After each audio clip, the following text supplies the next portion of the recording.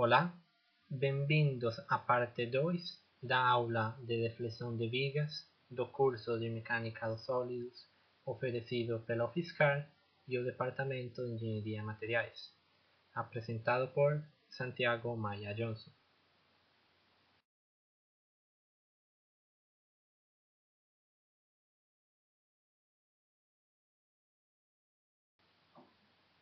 No vídeo passado, desenvolvimos uma equação para calcular a deflexão vertical de uma viga submetida à flexão.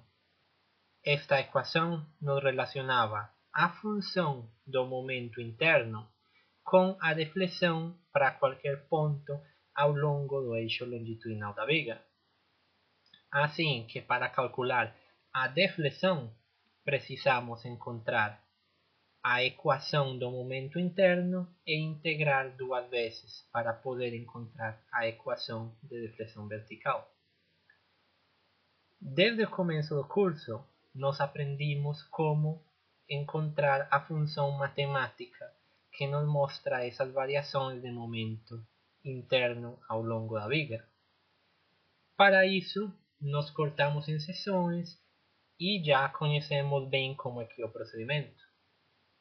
Assim que, neste vídeo, faremos vários exemplos para nos familiarizar com o procedimento. Obviamente, o primeiro que precisamos fazer é encontrar a função de momento interno. Para isso, vocês já sabem que precisaríamos encontrar as reações, no caso, se tivéssemos uma viga com suportes, ou uma viga engastada na parede, precisaríamos encontrar as reações da parede, tudo isso. Nós também acostumamos a trabalhar começando com x igual a 0 no ponto da esquerda e avançando para a direita. Esse é um procedimento normal que fizemos em vários exemplos. Isto tem uma razão de ser, porque é assim que a maioria de nossas equações foram desenvolvidas. Também sabemos que as equações de vigas engastadas nas paredes é muito mais fácil trabalhar elas no extremo livre, porque nossa equação só estaria em função das cargas aplicadas, que por exemplo aqui seria unicamente uma carga P. Se fizéssemos a mesma análise começando na parede, nossa equação de momento fletor ela ficaria em função da reação na parede e do momento interno da reação vertical na parede e da reação de momento interno na parede também. Ou seja, se começamos na parede, teríamos dois termos na nossa equação de momento e precisaríamos integrar esses dois termos, coisa que é um pouquinho mais difícil do que começar pelo extremo livre, onde só temos a carga P. Alguns exemplos, eles mostram uma viga engastada na parede estando a parede na parte esquerda. Assim que se quiséssemos começar pelo extremo livre, teríamos que avançar de direita para a esquerda. Como falei, nós acostumamos e nossas equações foram desenvolvidas, a maioria delas, começando da esquerda para a direita. Assim que uma espécie de truque, quando você tem essas vigas, essas estruturas com a parede na esquerda, é que você pode girar a estrutura para fazer mais fácil o cálculo. Assim que vocês perceberão que na maioria dos exercícios de deflexão de vigas, a parede aparece na parte direita, mas no começo do curso, a parede sempre estava na parte esquerda. Isso é simplesmente para uma facilidade de trabalhar este tipo de exercícios. Agora, depois da introdução, vamos a começar com o primeiro exemplo.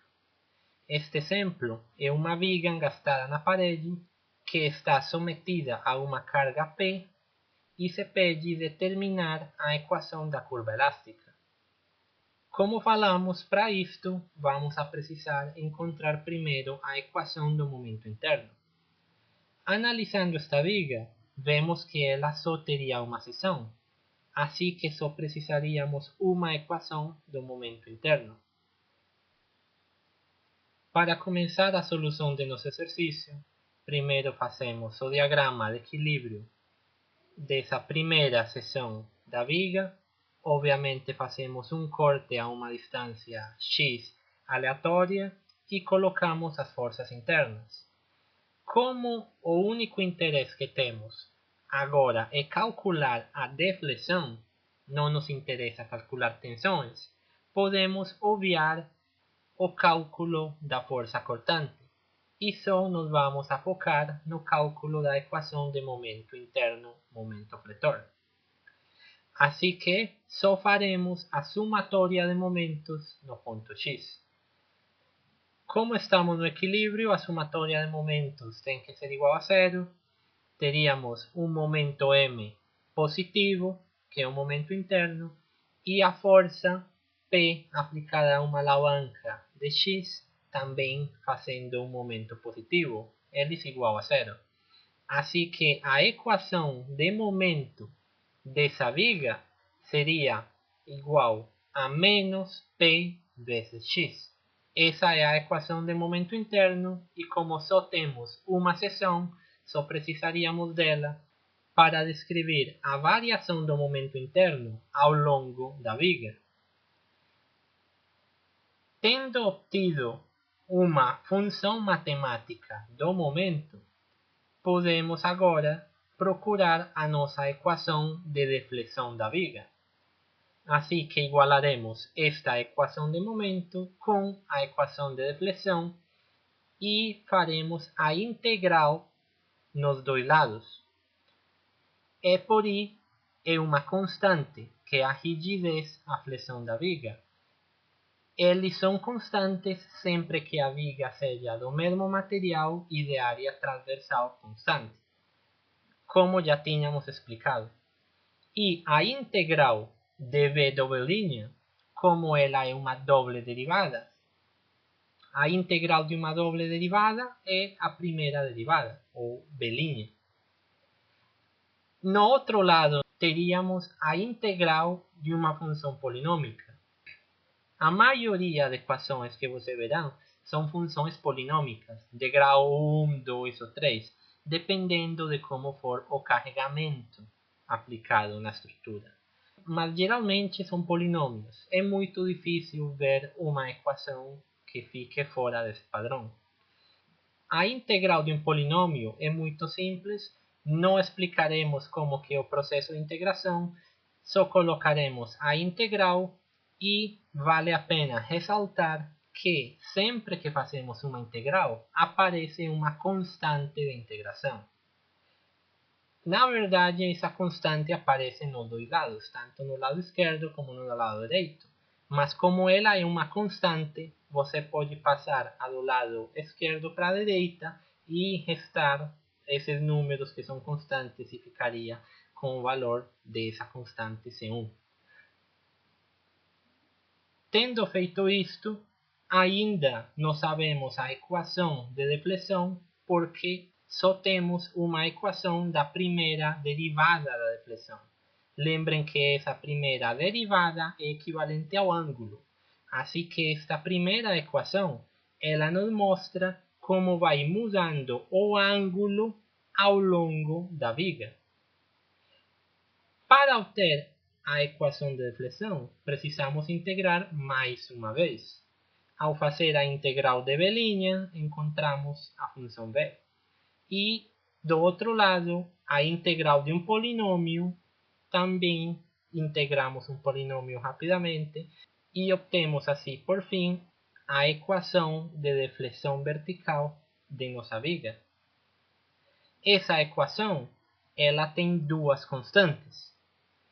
E como que nós avaliamos essas duas constantes? Porque precisamos conhecer o valor delas para poder calcular efetivamente o valor da deflexão em qualquer ponto. Se vocês voltam no vídeo anterior de teoria, nós explicamos que essas constantes elas são obtidas nas condições de contorno ou de continuidade. Uma dessas condições de contorno é a parede. Na parede, o ângulo de rotação é zero, porque ela impede rotação. Assim que quando x é igual a L, que é o comprimento da viga, o ângulo é igual a zero. Assim que poderíamos igualar a primeira equação, que é a equação de ângulo, com zero. Também na parede, os deslocamentos verticais são zero. Assim que quando x é igual a L, o deslocamento vertical também será zero. Podemos substituir essa condição de contorno nas nossas duas equações, a de ângulo e a de deflexão vertical, para obter o valor das constantes C1 e C2. Como falamos, avaliando a primeira condição de contorno, que é que o ângulo é igual a zero na parede, ou seja, B' igual a zero quando x é igual a L, substituímos esses valores na equação de ângulo e encontramos o valor de C1. Simplesmente passamos esse valor de menos P L ao quadrado sobre 2 para outro lado e esse seria o valor de C1. A segunda condição de contorno, ela fala que o deslocamento é zero na parede. Assim que, na segunda equação, a que integramos duas vezes, avaliamos esse deslocamento zero, quando x é igual a L. A constante 1 já conhecemos porque acabamos de descobrir ela, assim que substituímos ela na segunda equação, e assim encontramos a constante C2. Uma vez encontramos os valores das constantes C1 e C2, notem que eles estão em função da carga P, do comprimento da viga, assim que, se conhecêssemos os valores do comprimento da viga e da carga, essas constantes elas seriam um número conhecido. Este exemplo estamos fazendo para uma situação qualquer uma de uma viga de comprimento L com uma carga P. Assim que essas constantes agora seriam um número e seriam conhecidas. Podemos substituir essas constantes na nossa equação de ângulo e na nossa equação de deslocamento, e assim teríamos uma equação que nos mostra como é que muda o deslocamento vertical e o ângulo ao longo do eixo x. Note que as duas são funções de x, porque todas as outras coisas, a carga P, o comprimento L, o módulo de Young e o momento de inércia, são coisas que nós assumimos como conhecidas da estrutura e da geometria da nossa viga. Se por acaso fosse perguntado a inclinação e o deslocamento máximo, observando a curva elástica, vocês podem notar que eles acontecem obviamente no extremo livre, ou seja, quando x é igual a zero.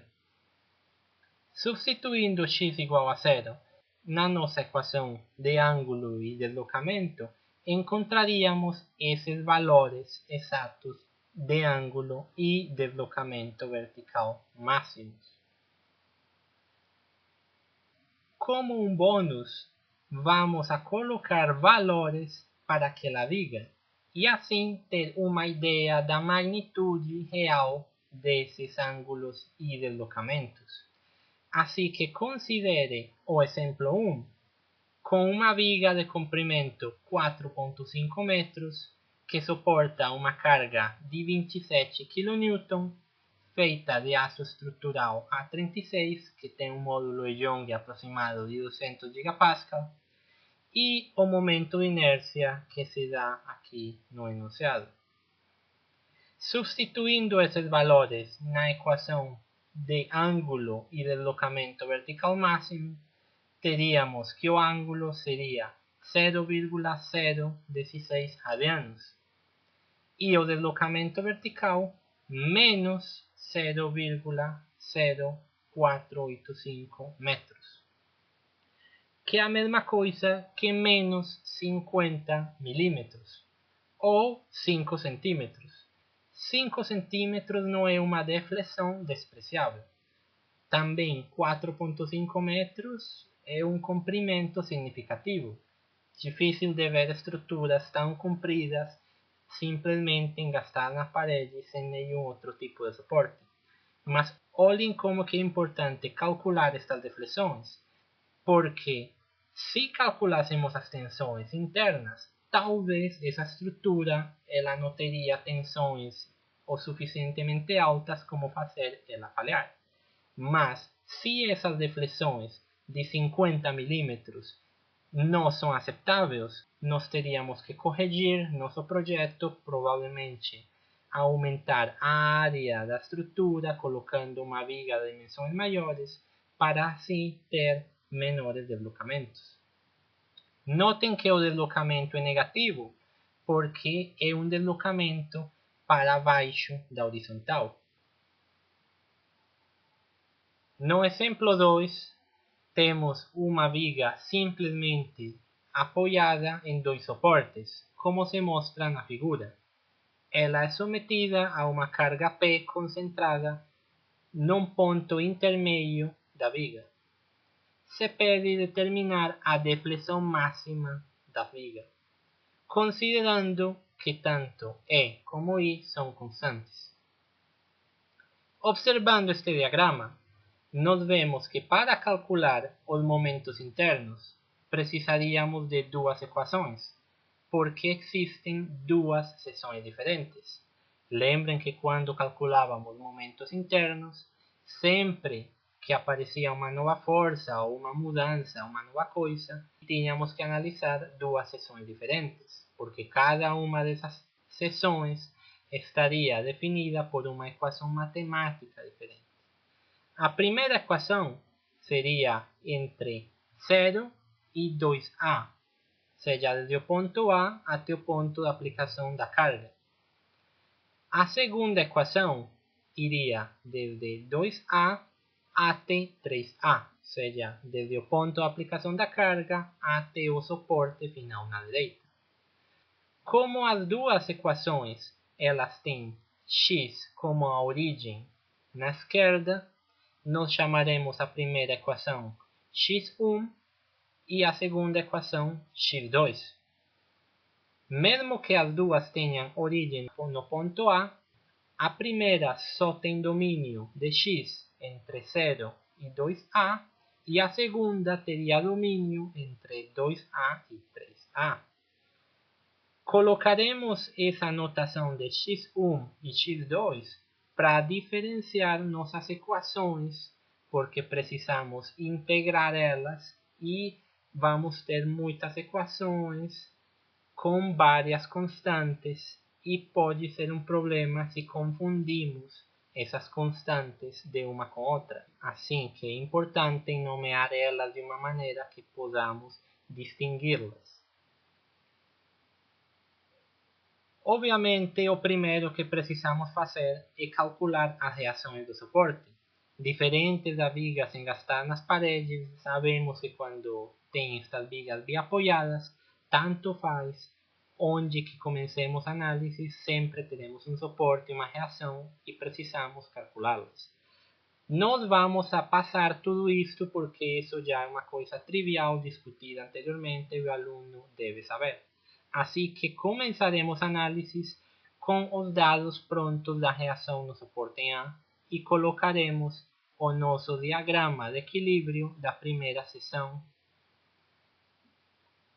Fazendo a somatória de momentos em x igual a 0, encontramos que o momento interno M1 seria igual a P tercios multiplicado por x1. A nossa segunda seção, igual, fazemos análise de equilíbrio, somatória de momentos no ponto x2, onde é feito o corte, e obtemos que o momento interno M2 seria igual a P tercios de x2 menos P que multiplica x2 menos 2A. Arrumamos isso para ficar de uma maneira mais simplificada e assim encontramos as duas funções de momento interno para a seção 1 e para a seção 2. Para calcular a equação de deflexão vertical, precisamos integrar estas duas equações. Começaremos pela primeira seção, ou seção da esquerda, e faremos a análise de M1. Para isto, igualamos a função matemática de M1 que acabamos de calcular com nossa equação de deflexão.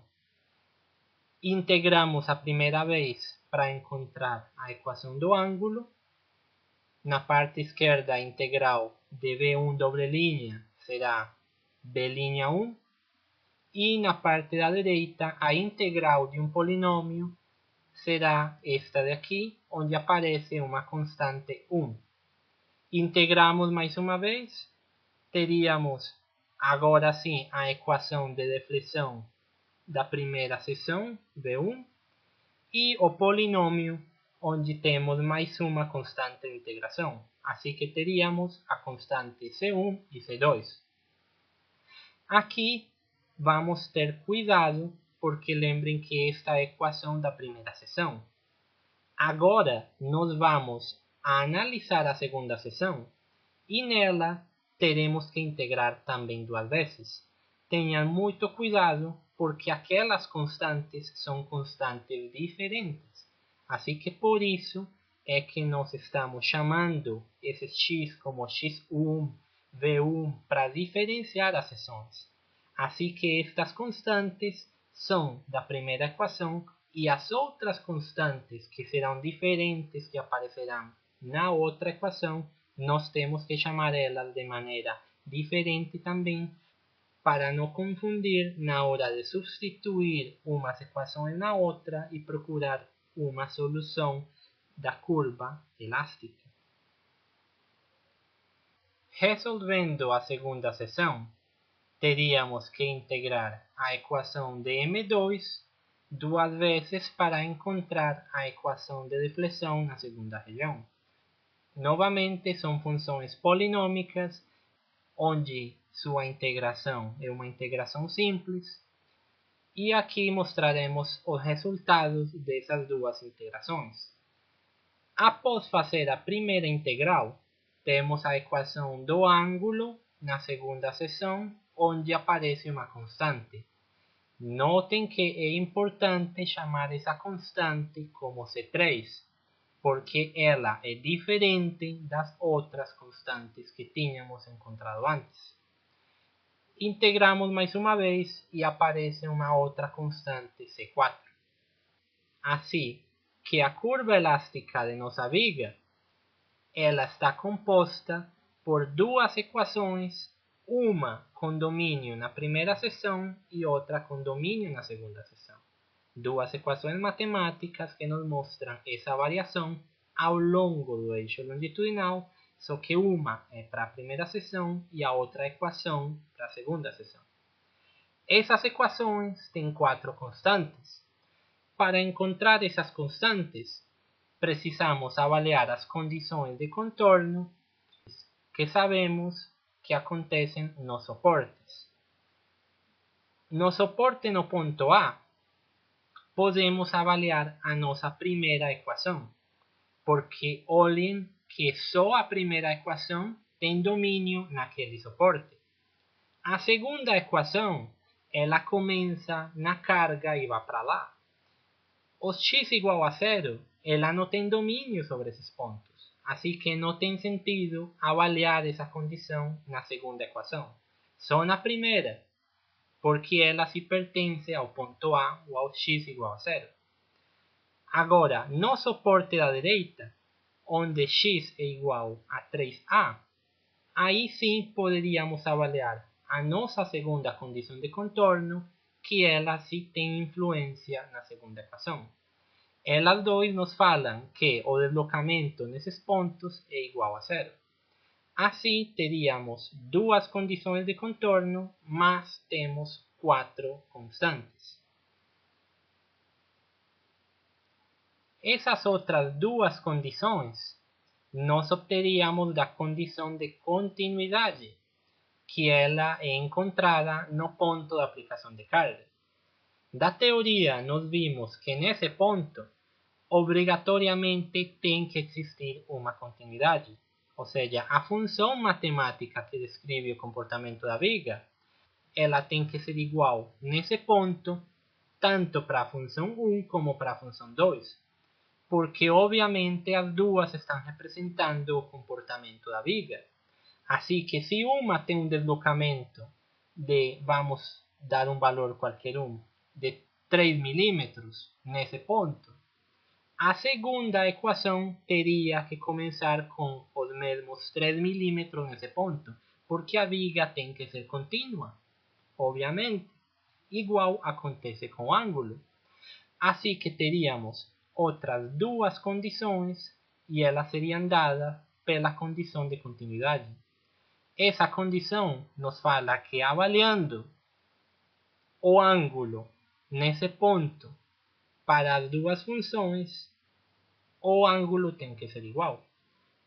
O deslocamento, a mesma coisa. Avaliando o deslocamento nesse ponto para as duas funções, as duas têm que ser iguais. Assim que teríamos duas condições de contorno e duas condições de compatibilidade. 4 condições com 4 incógnitas. Assim que podemos solucionar esse sistema de 4 equações. Usando essas condições de contorno, vamos a procurar o valor destas constantes. A primeira condição de contorno, que é a condição de deslocamento zero quando x é igual a zero, ou seja, a condição de contorno no suporte no ponto A, ela é avaliada na equação 2, que é a equação de deslocamento.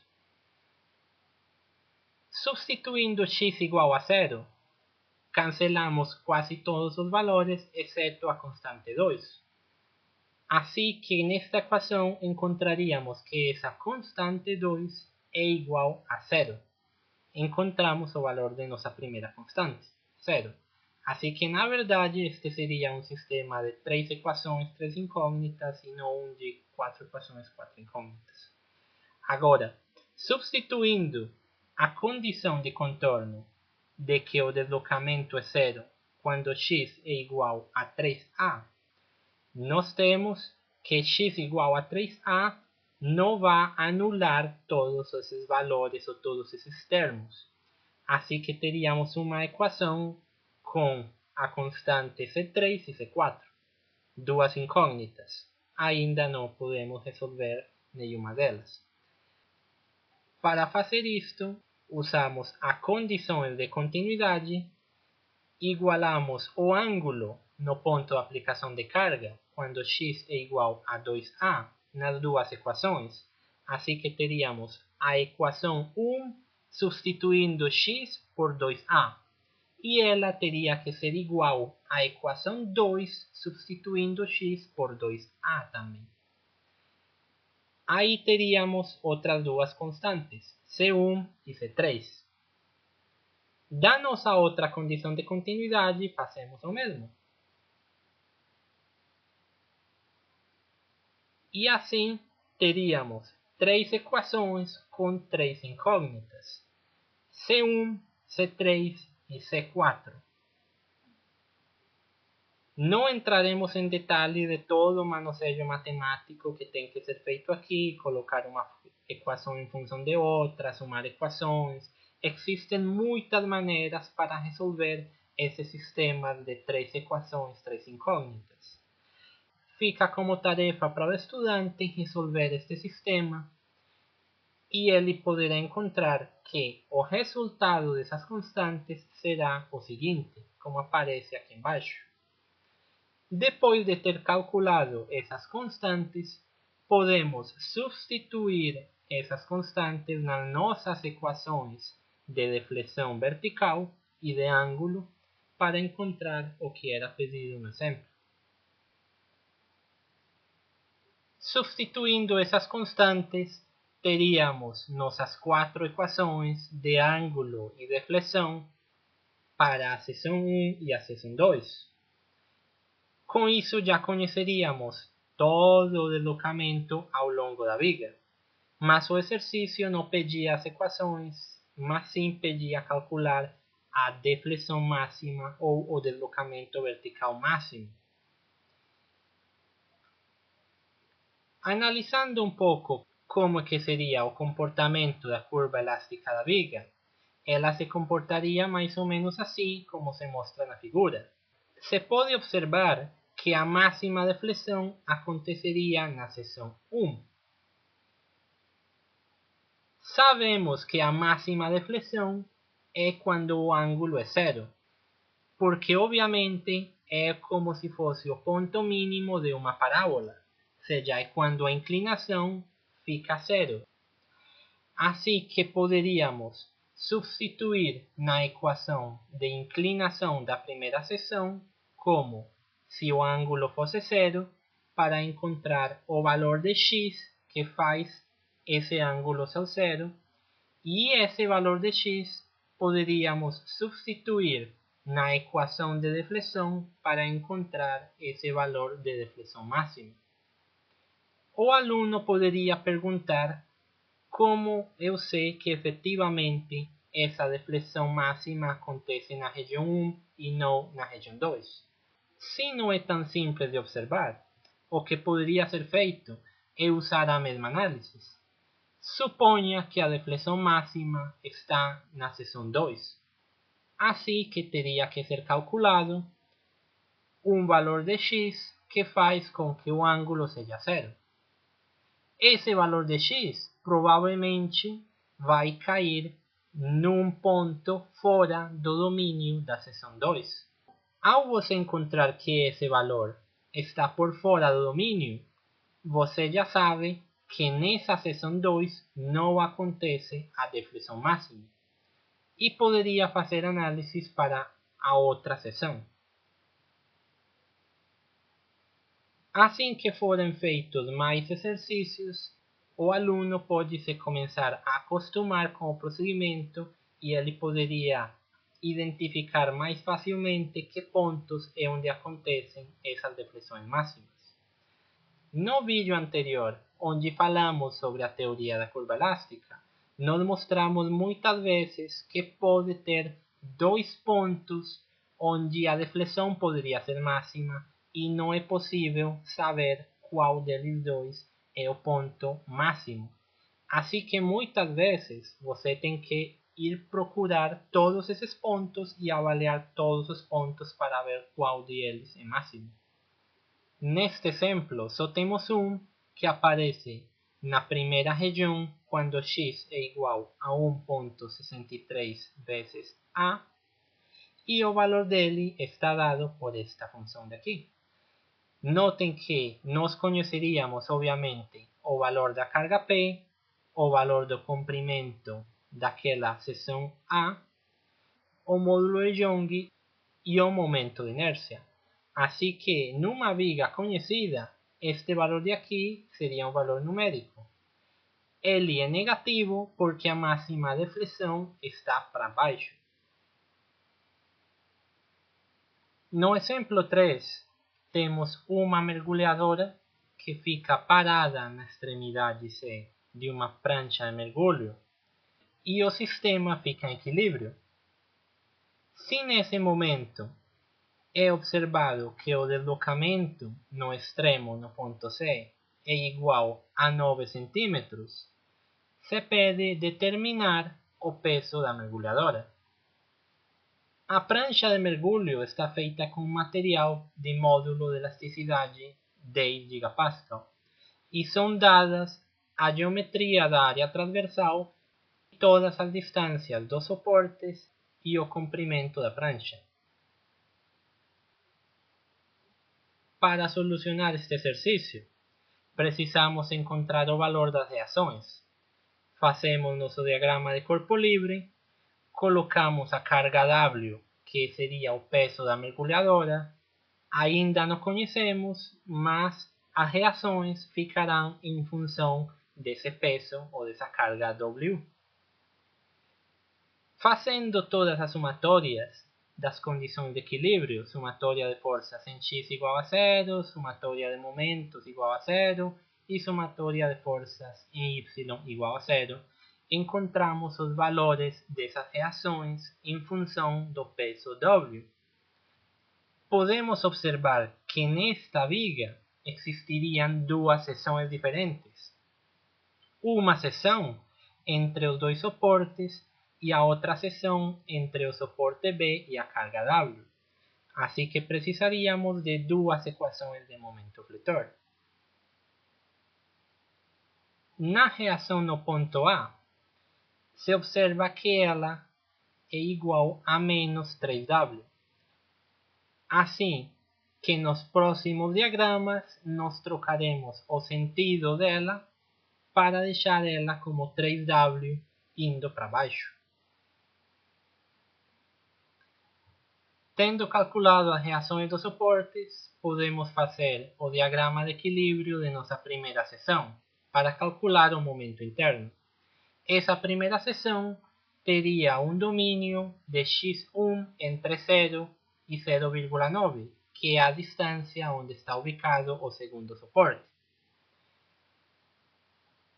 Fazemos somatória de momentos e encontramos que o momento interno 1 seria igual a menos 3W vezes x. Essa seria a equação de momento interno para a nossa primeira seção. Integramos duas vezes e encontraremos assim a equação do ângulo ou da inclinação e a outra equação, que é a equação de deflexão vertical. Temos duas equações e duas constantes de integração, porque precisamos integrar duas vezes. Nesta seção, olhem que podemos usar duas condições de contorno, porque o domínio dessa primeira seção ela vai desde o primeiro suporte, o apoio que fica no ponto A, e ela vai até o segundo suporte no ponto B.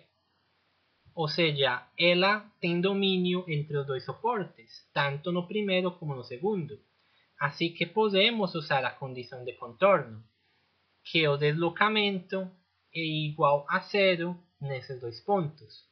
Assim, substituímos a nossa equação de deslocamento em x igual a 0 para encontrar o valor de C2, que é igual a 0, e depois substituímos no segundo suporte, ou no suporte no ponto B, que fica em x igual a 0,9, e encontramos o valor da constante C1. Neste exemplo, podemos substituir a condição de contorno nos dois suportes, porque a equação tem domínio nesses dois suportes, diferente do exemplo 2. Vocês podem voltar e observar que no exemplo 2, a primeira equação ela só pegava o suporte da esquerda. Ela terminava na carga P e ela nunca chegava no outro suporte.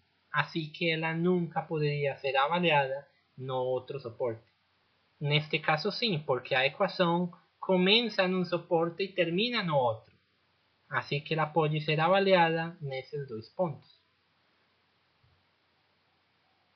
Na nossa segunda seção, calcularemos a equação do momento interno M2.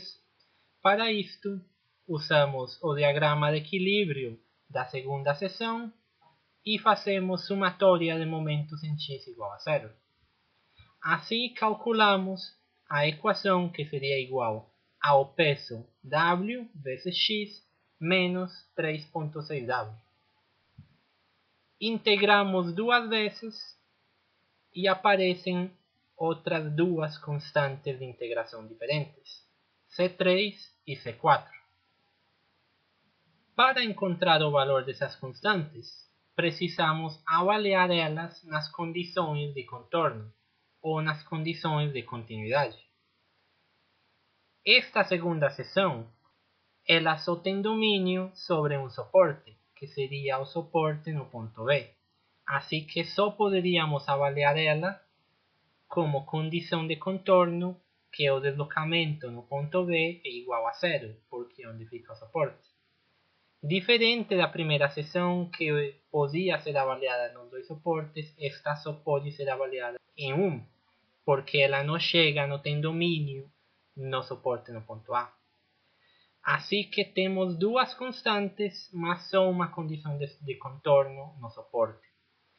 Precisaríamos avaliar a condição de continuidade entre a primeira e a segunda seção. Neste caso, a continuidade que queremos avaliar é o ângulo, porque a continuidade na deflexão não tem muito sentido, porque as duas vigas chegam no mesmo ponto, que é x igual a zero, que é devido a que o suporte restringe o deslocamento. Assim que a condição de continuidade de deslocamento que seja igual a zero é quase que a mesma que avaliar a condição de contorno no suporte. A que precisamos é a condição de ângulo. Fazendo estas duas coisas, podemos avaliar a condição de continuidade no suporte no ponto B, onde o deslocamento vertical é igual a zero quando x é igual a 0,9 metros. Resolvendo esta equação, ficaria que a constante C4 está em função da constante C3.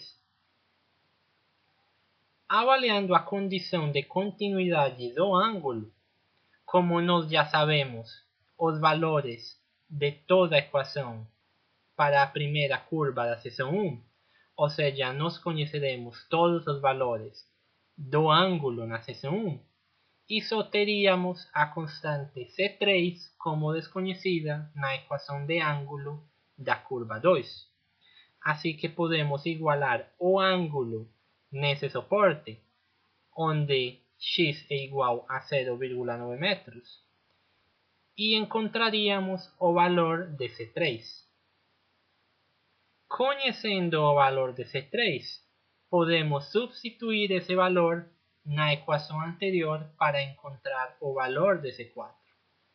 Assim conheceríamos todos os valores dessa segunda curva, tanto C3 como C4, e da primeira já conheceríamos os valores dela.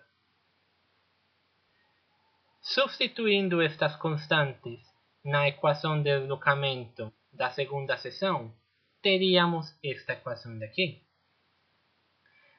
Como o que se pede no exercício é calcular o peso da mergulhadora baseado no deslocamento no ponto C, usaremos esta equação para encontrar esse peso, porque esta equação é a que tem domínio no extremo livre da prancha de mergulho. Antes de substituir o valor de deslocamento, precisamos encontrar o valor do momento de inércia. No começo do exercício foi dado a área transversal da prancha. Assim que, como é um retângulo, calculamos o valor desse momento de inércia e o módulo de Young, ele é dado em gigapascal. Transformamos ele a Newton sobre metro quadrado, porque toda a nossa equação de deslocamento ela tem unidades de Newton e de metro. Assim que encontramos estes dois valores e, substituindo essa deflexão no ponto C, que é uma deflexão de 9 centímetros, ou seja, 0,09 metros, essa seria a deflexão que substituiríamos quando x é igual a 3,6 metros. Substituindo esses valores na equação de deflexão de nossa segunda seção, teríamos tudo isto daqui, onde a única coisa desconhecida seria o peso W. Resolvendo toda esta equação depois de multiplicar, passar de um lado para o outro, encontramos que o peso W, que causaria uma deflexão de 9 centímetros, seria de 482,25 Newton. Este é um valor de carga aplicada, mas o que foi pedido era o peso em quilogramos e não a força em Newton exercida. Sabemos que a força de um objeto é igual à massa vezes a aceleração da gravidade. Assim que podemos usar esta equação para encontrar a massa da mergulhadora ou conhecido por nós como o peso. A força em Newton dividido pela aceleração da gravidade nos daria com que o peso aproximado dessa mergulhadora seria de 49,2 kg. Assim que uma pessoa com esse peso causaria uma deflexão de 9 centímetros nessa prancha de mergulho. Com isto terminamos os exemplos de deflexão de vigas e ficaria como resumo saber que a análise que fazemos é sempre primeiro encontrar as equações de momento fletor que atuam nessas vigas. Se a viga é dividida em várias seções, obviamente teríamos que encontrar uma equação de momento fletor para cada uma dessas seções. Depois de encontrar as equações de momento, fazemos as integrais para encontrar a equação de deslocamento. Como cada vez que integramos aparecem umas constantes, precisamos avaliar essas constantes nas condições de contorno ou continuidade. Uma vez fazemos isto e encontramos o valor dessas constantes, substituímos em nossa equação de deslocamento, que já será uma equação com coisas conhecidas. E assim poderíamos substituir qualquer coisa para encontrar o deslocamento em qualquer ponto. É importante que o estudante entenda onde que acontecem esses pontos de deslocação máxima. Como no exemplo 2, mostramos que a máxima deslocação ela pode acontecer quando o ângulo é zero, assim que esse seria um ponto onde procuraríamos as deslocações. Outros pontos onde poderiam acontecer as deslocações máximas é como neste caso nos extremos livres. Assim que forem feitos mais exemplos, vai ficar mais fácil se acostumar com esta metodologia. Espero vocês tenham gostado e até um próximo vídeo.